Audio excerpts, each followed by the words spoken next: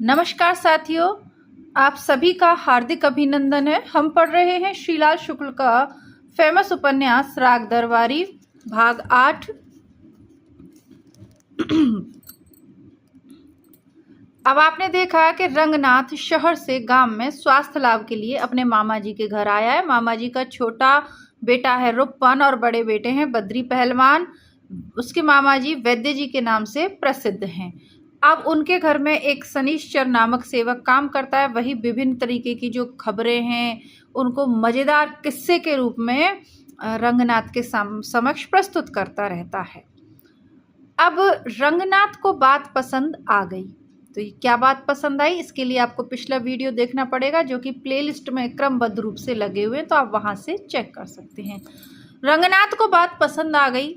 बोला, क्या तुम्हारे यहाँ मीटिंग में अंडा दिया जाता है? पहलवान ने इधर से किसी सवाल की आशा न की थी। उसने कहा था, अंडा नहीं देंगे तो क्या बाल उखाड़ेंगे?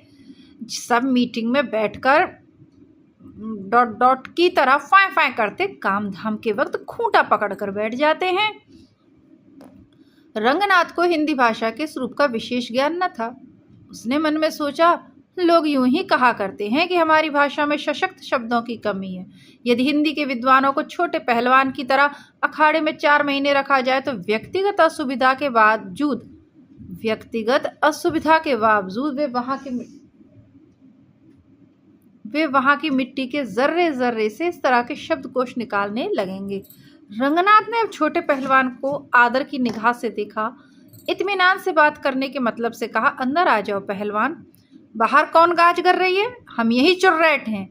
इतना कहकर छोटे पहलवान ने बातचीत में कुछ आत्मीयता दिखाई। पूछा, तुम्हारे क्या हाल है रंगनाथ गुरु? रंगनाथ पहलवान से अपने बारे में ज्यादा बात नहीं करना चाहता था। दोनों वक्त दूध बादाम पीने और कसरत करने की बात कॉफी हाउसों में भले ही लोगों की उत्सुकता न जगाए, पर छोटे पहलवान के लिए विषय पूरी रात पार करने के लिए काफी था। रंगनाथ बोला, हम तो बिल्कुल फिट हैं पहलवान, अपने हाल बताओ। इस सुपरवाइजर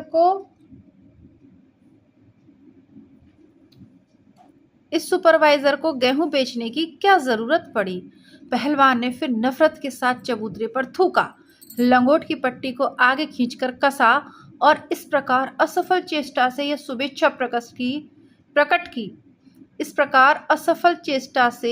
शुभेच्छा प्रकट की कि वह नंगा नहीं है। इसके बाद अपने को रंगनाथ की समकक्षता में लाकर बोला, अरे गुरु, कहा है ना कि तन पर नहीं लगता पान खाया लबत्ता। वही हाल था। लखनऊ में दिन रात फुट फेरी करता था, तो बिना मसाले के फुट फेरी कैसी? गेहूं तो बेचेगा ही। ये फुट फेरी क्या चीज है? पहलवान हंसा।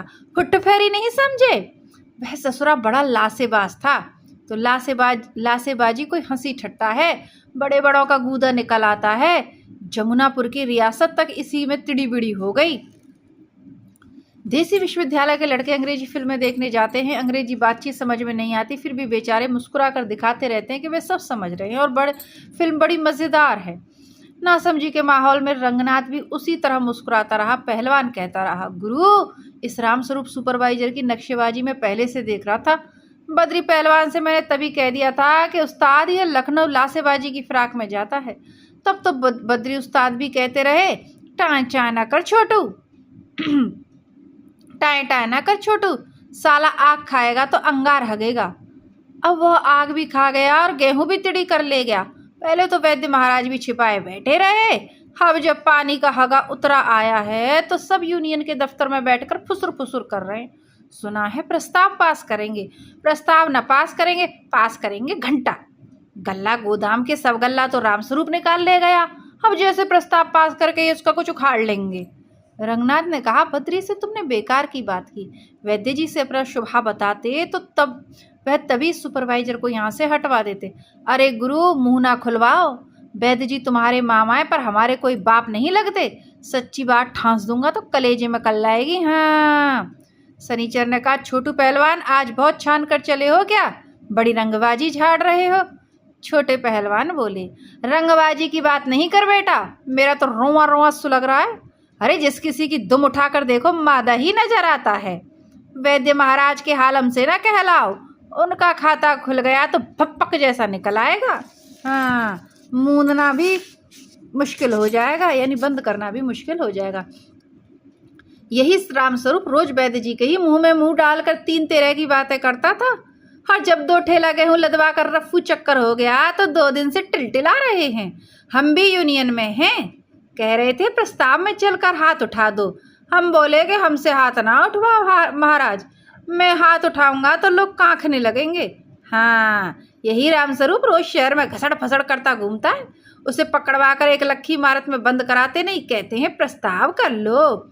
बद्री बस्तात खुद बिलबिलाए हुए हैं, पर सगे बाप का मामला है। यह जांग खोलो तो लाज, यह जांग खोलो तो लाज, और वह खोलो तो लाज। तब तक बैठक के सामने लोगों के आने की आवाजें सुनाई दी। चबूतरे पर खद्दर की धोती, कुर्ता, सदरी टोपी और चादर में भव्य मूर्ति वैद्य महाराज प्रकट हुए। उनके पीछे कई चेले चपाड़े। बद्री पहलवान सबसे पीछे थे। चेहरा बिना तोबड़े के सहायता के ही तोबड़ा जैसा हो गया था। उन्हें देखते ही छोटे ने कहा, अवस्थाद, एक बड़ा फंटुश मामला है, बड़ी देर से बताने के लिए मैं खड़ा हूँ। खड़े हो तो कौन पिघले जा रहे हो, क्या मामला है, कहकर बद्री पहलवान ने छोटे का स्वागत किया। गुरु शिष्य चबूतरे के दूसरे छोर पर बातचीत करने के लिए चले गए। वैद्य जी और 4-5 आदमी अंदर आ गए। एक ने इम्तिनान की बड़ी लंबी सांस खींची, जो खत्म होते हुए एक सिसकी में बदल गई। दूसरा तख्त पर बैठ गया और उसने इतनी जोर से जमाई ली कि पहले तो वह जमाई रही, पर आखिर में सीटी पर आकर खत्म हुई। वैद्य जी ने भी तकिए के सहारे बैठकर अपनी टोपी और कुर्ता इस अंदाज से तख्त के दूसरे छोर पर फेंका जैसे कोई बड़ा गवैया एक लंबी तान गा चुकने के बाद संपर आ गया। और यह स्पष्ट हो गया कि सभी लोग कोई बड़ा काम करके थकान उतारने की स्थिति में आ गए। शनिचर बोला, महाराज बहुत थकान आ गई हो तो एक बार फिर छनवा दूं। वैद्य जी कुछ नहीं बोले।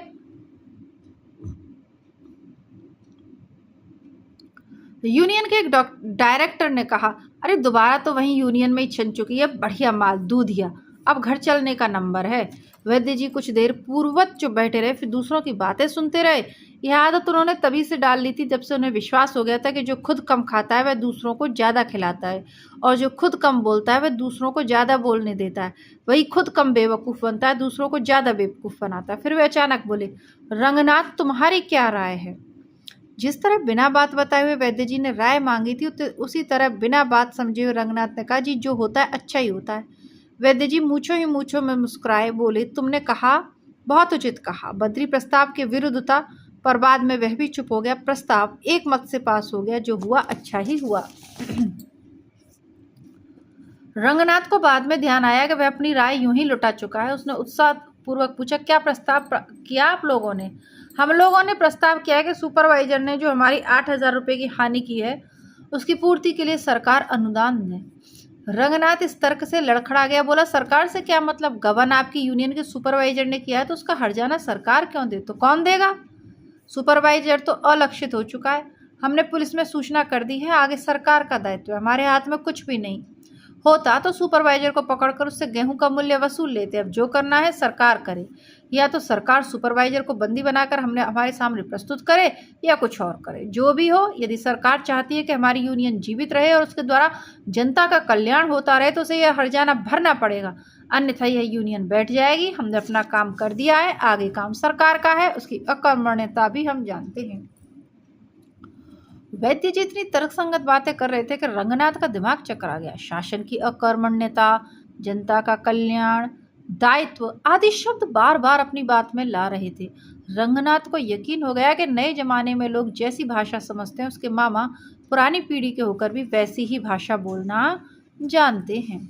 बद्री पहलवान छोटे से बातचीत करके वापस आ गए, बोले, रामाधीन के यहाँ डाका तो नहीं पड़ा, पर इधर उधर चोरियां होने की खबरें आई हैं। वे अपने बाप के सामने प्राय अदब से बोलते थे। यह बात भी उन्होंने इस तरह से कही जैसे छोटे और उनके बीच की बात का यही निष्कर्ष था और बताना उनका कर्तव्य। वैद्य जी ने कहा, चोरी डकैती सर्वत्र यही सुन पड़ रहा है, देश रसातल को जा रहा है। बद्री पहलवान ने से अनसुना करके जैसे कोई हेल्थ इंस्पेक्टर है, जैसे बचाव के उपाय बता रहा हो, जनसाधारण से कहा, पूरे गांव में चोरी की चर्चा है, जागते हुए सोना चाहिए। शनिचर ने उछल कर अपना आसन बदला और पूछा, जागते हुए कैसे सोया जाता है पहलवान? बद्री ने सीधी आवाज में कहा, टिपिर टिपिर मत करो, मुझे आज मजाक अच्छा नहीं लग रहा है। चबूतरे पर जाकर अंधेरे में छोटे पहलवान के पास खड़े हो गए।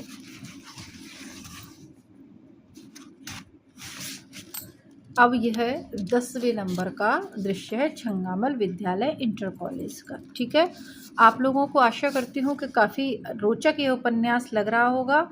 और बाकी हिंदी साहित्य के परीक्षार्थियों के लिए तो देखिए 2-3 उपन्यास काफ़ी अनिवार्य हैं। गोदान और इसके अलावा मैला आंचल, आपका बंटी, ये 3 मैं हिंदी नेटशाला चैनल पे आपको पूरे पढ़ा चुकी हूँ। और ये चौथा है राग दरबार, ये इस चैनल पे पढ़ा रही हूँ। इसके अलावा जो परीक्षार्थी जुड़े हुए हैं इस चैनल से, जो परीक्षाओं की तैयारी के लिए इस चैनल से जुड़े हैं, वो जो हमारा पहला चैनल है हिंदी नेटशाला, उसको प्लेलिस्ट अवश्य चेक करिएगा।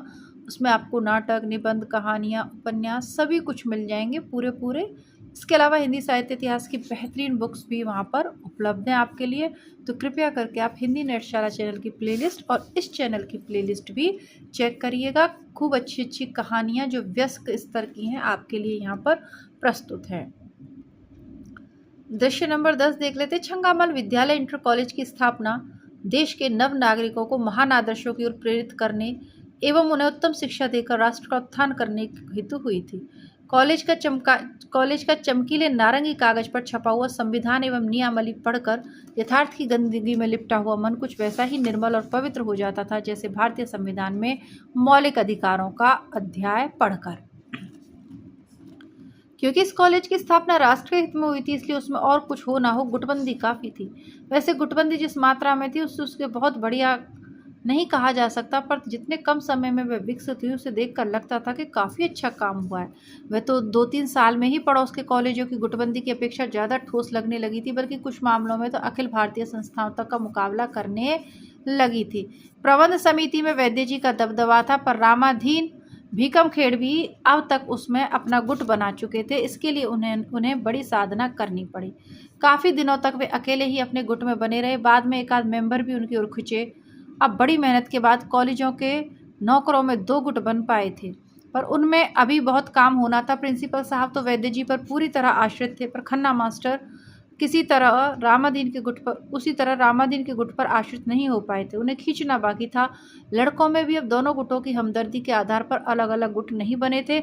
उनमें आपसी गाली गलौज और मारपीट तो होती ही थी, पर इन कार्यक्रमों को अभी तक उचित दिशा नहीं मिल पाती थी। गुटबंदी के उद्देश्य से न होकर यह काम व्यक्तिगत कारणों से होते थे और इस तरह लड़कों की गुंडागर्दी की शक्ति व्यक्तिगत स्वार्थ पर नष्ट भी होती थी और उसका उपयोग राष्ट्र के सामूहिक हित में नहीं हो रहा था। गुटबंदी को अभी तक इस दिशा में बहुत काम करना था।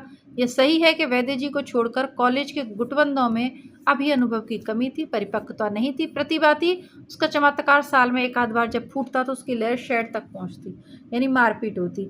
वहाँ कभी कभी ऐसे दाव भी चले जाते कि बड़े बड़े पैदाइशी गुटबंदों को भी हैरानी में डाल देते। पिछले साल रामाधीन ने वैद्य जी पर एक ऐसा ही दाव फेंका था। वह खाली गया, पर उसकी चर्चा दूर दूर तक हुई।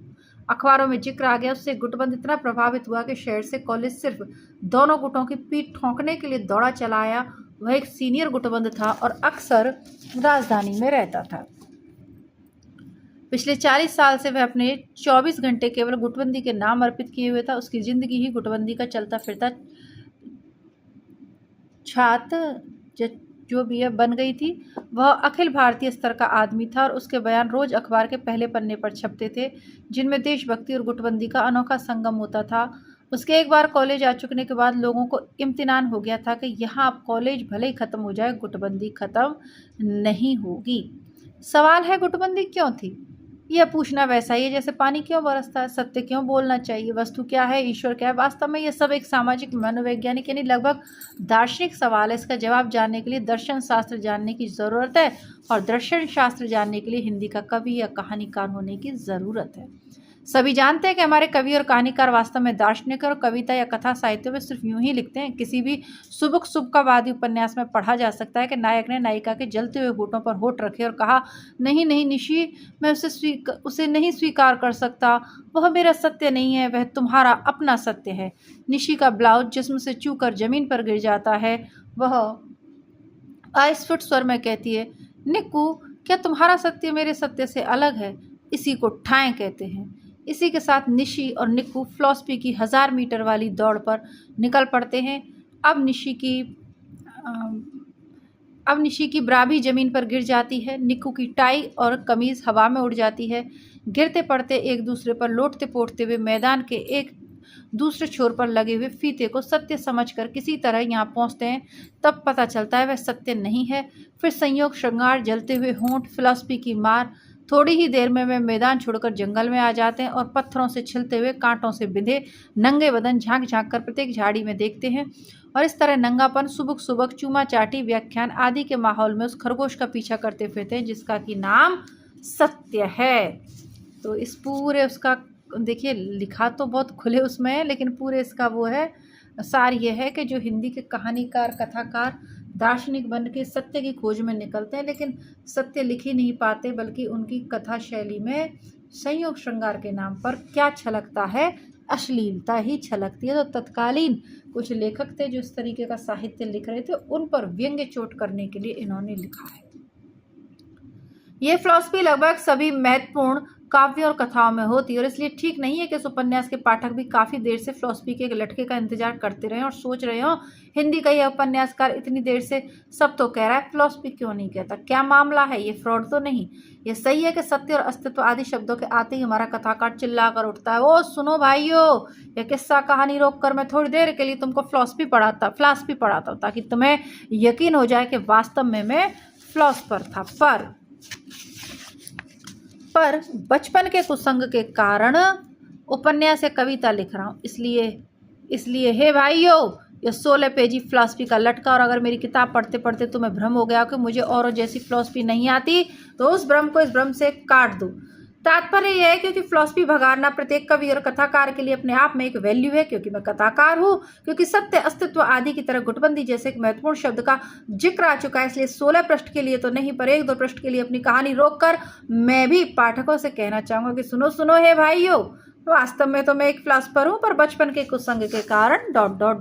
वेदांत के अनुसार, जिसका हवाला वैद्य जी आयुर्वेद के पर्याय के रूप में दिया करते हैं, गुटबंदी परमात्मा अनुभूति की चरम दशा का एक नाम है। उसमें प्रत्येक तू मैं को और प्रत्येक मैं तू को अपने से ज्यादा अच्छी स्थिति में देखता है। वह उस स्थिति को पकड़ना चाहता है, मैं तू और तू मैं को मिटाकर मैं की जगह तू की जगह मैं बना जाना चाहता है। वेदांत हमारी परंपरा है, और चूंकि गुटबंदी का अर्थ वेदांत से खींचा जा सकता है, इसलिए गुटबंदी भी हमारी परंपरा है, और दोनों हमारी सांस्कृतिक परंपराएं हैं। इसी के साथ इसको थोड़ा सा वाणी को विराम देते हैं, क्योंकि हिंदी नेटशाला चैनल पर आपके लिए मैं नगेंद्र जी की जो बुक करवा रही हूँ, उसका वीडियो भी अभी अपलोड करते हैं।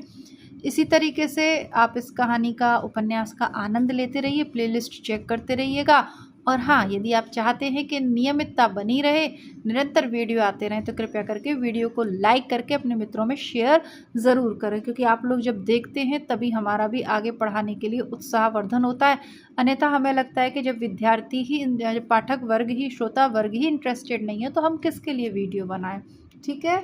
और जब आप वीडियो लाइक करते हैं तो यूट्यूब भी उस वीडियो को अच्छा मानता है, आगे लोगों में रिकमेंड करता है। तो इसी आशा के साथ, आपके सहयोग और स्नेह की आशा के साथ ही इसको समाप्त करते हैं। मिलती हूँ आपसे हिंदी नेटशाला चैनल पर, तब तक के लिए नमस्कार, धन्यवाद, जय हिंद।